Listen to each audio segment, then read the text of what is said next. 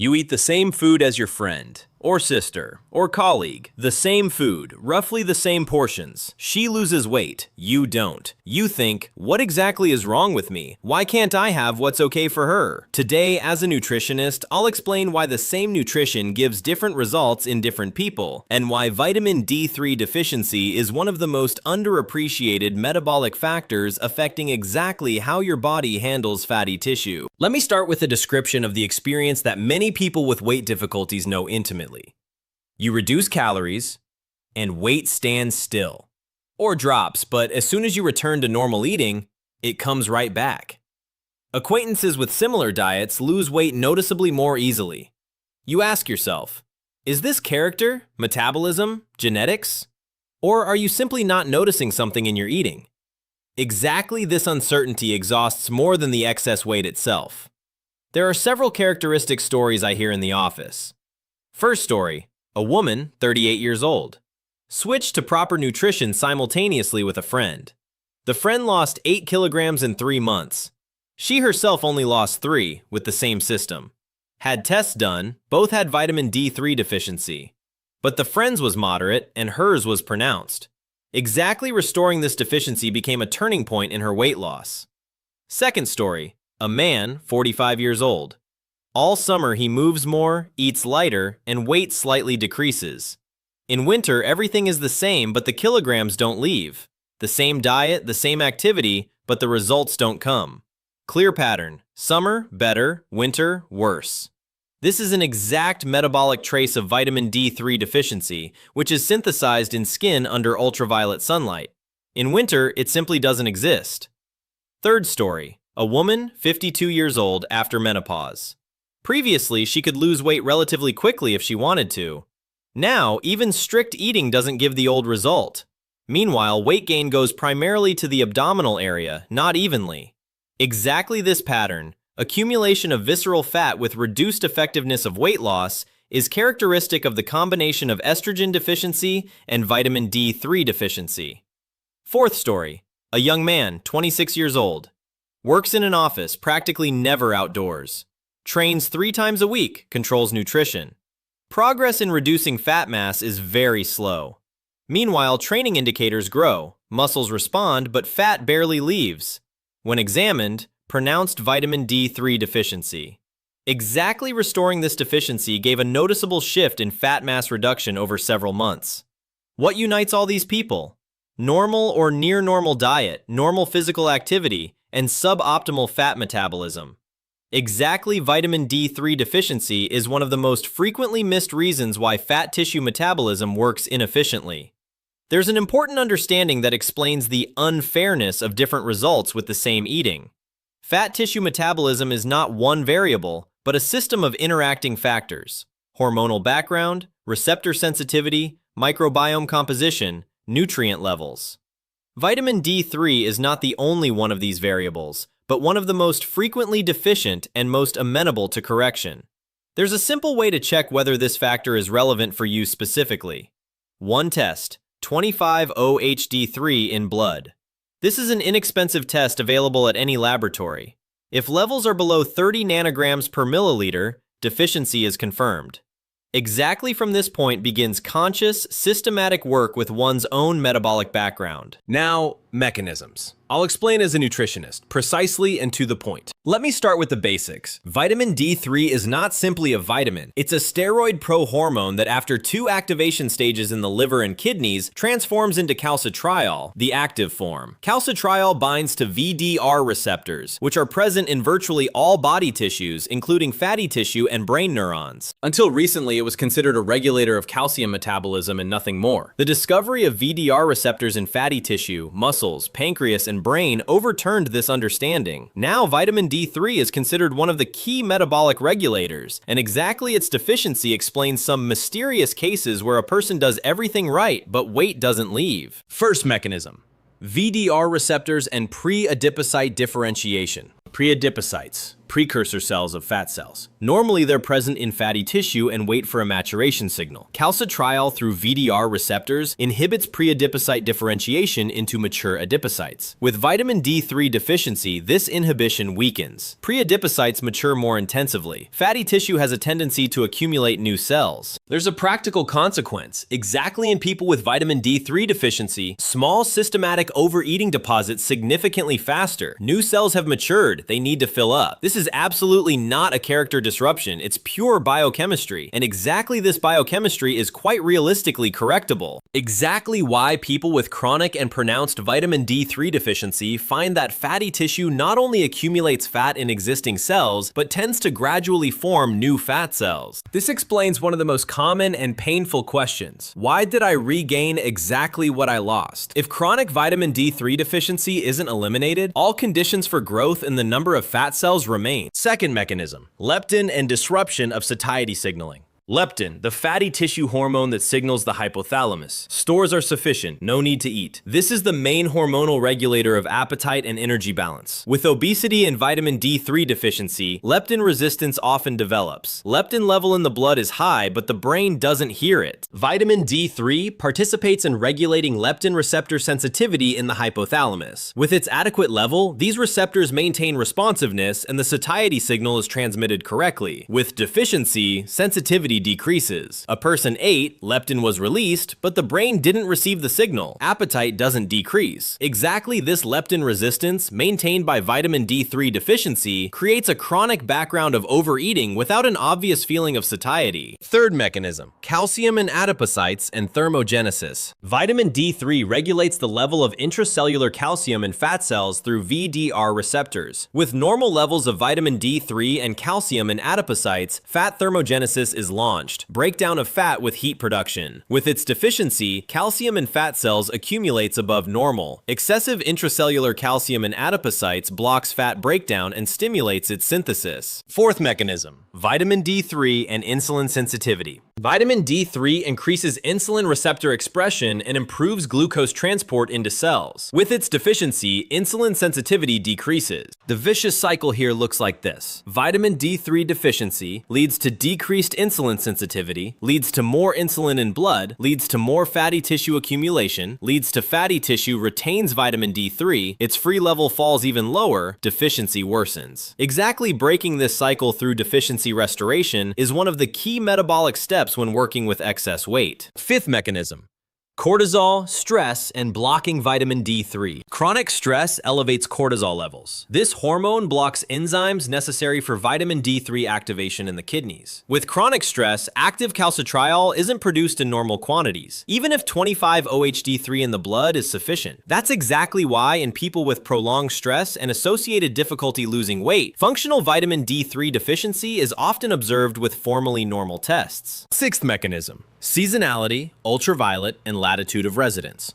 In our geographic location, above 51st degrees north latitude, solar UV type B is sufficient for vitamin D3 synthesis in skin only from May to September. Even on sunny summer days, vitamin D3 synthesis only occurs with direct skin exposure at a sun angle above 45 degrees. Sunlight through glass, a car window, and office doesn't pass UV type B. Applying sunscreen with SPF 30 reduces vitamin D3 synthesis by about 95%. That's exactly why life in a modern city with primarily indoor lifestyle makes daily vitamin D3 supplementation practically inevitable. This is not an exception. This is the majority of urban residents. The other 7 months, the body is completely dependent on food sources and supplements. Meanwhile, it's practically impossible to get sufficient vitamin D3 from food. Even daily fatty fish doesn't cover daily needs. That's exactly why vitamin D3 deficiency is practically universal and well documented among residents of mid and high latitudes. Now, about mistakes. The most typical ones with weight loss difficulties. Mistake 1. Assuming the problem is only in calories. Caloric balance works, but works differently in different people. The same caloric delta gives different results depending on hormonal background, leptin receptor sensitivity, fatty tissue condition, and vitamin D3 level. Counting only calories, ignoring metabolic variables, means working with an incomplete formula. Mistake 2. Not checking vitamin D3 levels before starting weight weight loss. Most people start diets and exercise without a baseline blood test. Meanwhile, 25-OHD3 in blood is a standard test available at any laboratory. With levels below 30 nanograms per milliliter, fat tissue metabolism works in a knowingly less efficient mode. Restoring deficiency to the optimal range of 40 to 60 nanograms per milliliter creates a better foundation for weight loss. Mistake 3. Taking vitamin D3 without fat. Vitamin D3 is fat soluble. It's absorbed together with dietary fats. Taking on an empty stomach or with fat-free products reduces bioavailability by 20 to 30%. Optimal intake with a main meal containing fats. Breakfast with eggs, lunch with fish or meat. Mistake 4. Relying only on the sun. In our latitudes in most seasons, solar UV type B is either absent or insufficient for meaningful vitamin D3 synthesis in skin. Even on clear summer days, most people don't spend enough time in direct sunlight without clothing and protection. Adding daily vitamin D3 supplementation, a necessity for most residents of a temperate climate. Mistake 5. Taking too little. Many take vitamin D3 at dosages of 400 to 600 IU per day. These are dosages for rickets prevention in children, not for achieving optimal levels in adults. To raise the indicator from reduced to target, an adult typically requires 2000 IU and above. Exactly at such dosages does the level in blood reach values where fat metabolism begins to noticeably improve. Mistake 6. Expecting fast results. Restoring vitamin D3 deficiency is not a diet pill. This is restoration of the basic metabolic background. Normalization of blood levels takes several weeks. Changes in fatty tissue function, several months of regular intake. Expecting weight loss in a week after starting intake, unrealistic. Expecting improvement of metabolic background in 2 to 3 months, quite justified. Now, what actually works? First, check vitamin D3 levels in blood. Test 25-OHD3, not a vitamin complex, but specifically this indicator, preferably before starting any weight loss program. Level below 30 nanograms per milliliter, deficiency. From 30 to 40, insufficiency. Optimum for metabolic health, 40 to 60 nanograms per milliliter. Second, restore deficiency systematically. Daily vitamin D3 intake, not in courses but continuously, especially in the autumn-winter period. For an adult with documented deficiency, 2000 IU per day is a reasonable starting dosage. Blood level monitoring after 2 to 3 months allows dose adjustment. Toxicity at dosages up to 4000 IU per day in a healthy adult is extremely unlikely. Third, take together with fats. Morning intake with food containing fat, optimal scheme. Exactly this combination with dietary fats ensures maximum bioavailability. Capsule form with oil base, a good solution for people with irregular eating schedules. Fourth, assess calcium in diet. Vitamin D3 and calcium work as a pair. When vitamin D3 deficiency is restored, calcium begins to absorb better. If there's insufficient calcium in the diet, dairy products, green leafy vegetables, sesame, fish canned with bones, adding vitamin D3 won't give full effect on fat metabolism through the calcium mechanism. Fifth, reduce chronic stress. With high cortisol, vitamin D3 activation in the kidneys is disrupted. This means even with normal 25-OHD3 levels in blood, the active form, calcitriol, may be produced in insufficient quantities. Working with stress, sleep, reducing anxiety load, physical activity, creates conditions under which vitamin D3 actually works and doesn't just accumulate in inactive form. Sixth, add strength training. Muscle tissue has a high density of VDR receptors. D3 supports muscle protein synthesis and mitochondrial function in muscles. With normal vitamin D3 levels and regular strength training, muscle mass grows more effectively. And exactly muscle mass is the primary consumer of glucose and fatty acids at rest. That's exactly why the combination of normal vitamin D3 levels with regular strength training gives a pronounced metabolic synergism. Now, specifically about vitamin D3 2000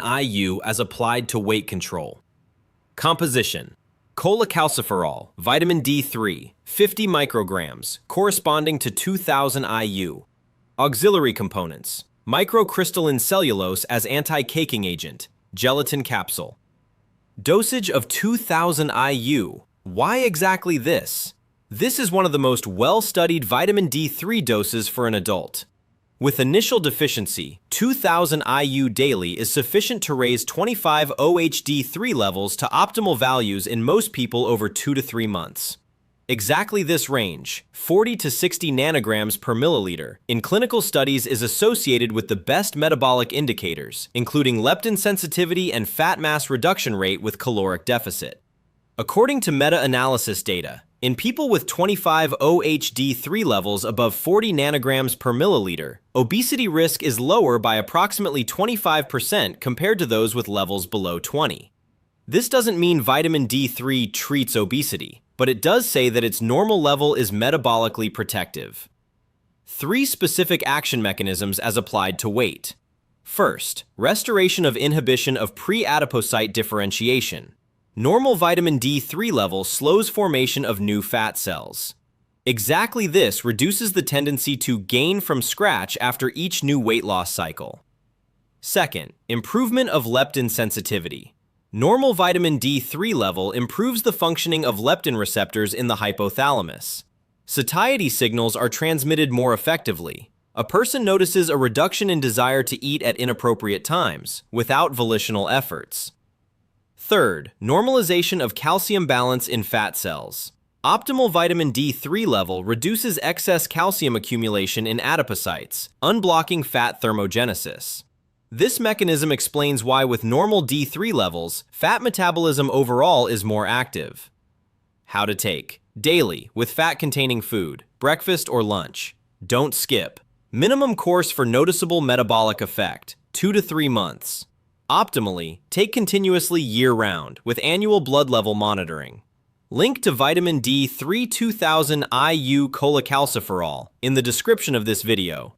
https://www.ihherb.com/PR/now-foods-3-high-potency-2-000-8229. Why does the same nutrition give different results? Because fat tissue metabolism is not only about calories, it's hormonal background, receptor sensitivity, and levels of basic nutrients including vitamin D3. 3 concrete practical steps. First of all, check 25-OHD3 levels in blood. This is one test that can explain a great deal. Start daily vitamin D3 2000 IU intake with food. Give it time, 2 to 3 months for metabolic background normalization. And one more thought to take away from this video. The unfairness in weight loss results is most often explainable, not genetics in the broad sense, but specific metabolic variables, one of which, vitamin D3, is easily measurable and easily correctable. Start with measurement. Everything becomes clearer from there. If you've been working on weight for a long time and don't understand why progress is so slow, start by checking this one indicator.